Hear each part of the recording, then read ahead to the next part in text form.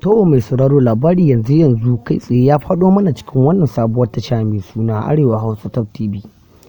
Janar Muhammadu Buhari ya samu labarin cewa Dauda Kahutu Rarara ya mallaki jirgin sama.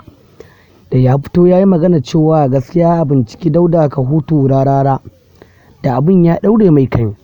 Da shi da ya shugabanci na shugaban ƙasa Najeriya gabaki ɗaya kenan shekara 8 kenan bai samu kuɗin da ya mallaki jirgin sama ba. Sai ga shi mawaƙinsu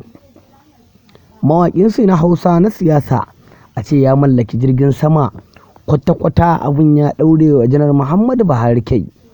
Mr. Dauda Kahutu Rarara ya fito ya maiwa ya ce ya manta kuɗaɗen da suka iba da a baya, ko dan ya ga ya yi shiru bai tona ba.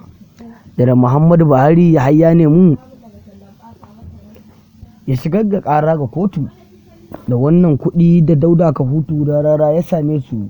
Da gaskiya a binciki Dauda Kahutu Rarara har ya mallaki kuɗaɗe na siyan jirgi. Su ga su da suka daɗe suna siyasa ba su samu kuɗin da za su mallaki jirgin sama ba. Mr. Dauda Kahutu Rarara ya mallaki wannan kuɗaɗe masu ɗimbin yawa da ya samu ya mallaki kuɗaɗen nan.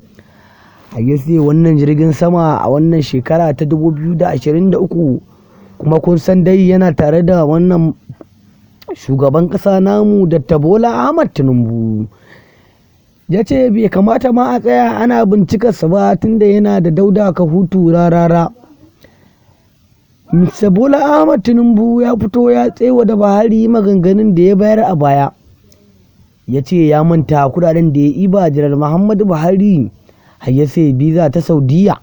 Amma mai sauraro, ka sa idonka za ka ga abin da yake faruwa cikin wannan bidiyon da yake zuwa ma na Arewa Hausa Top TV.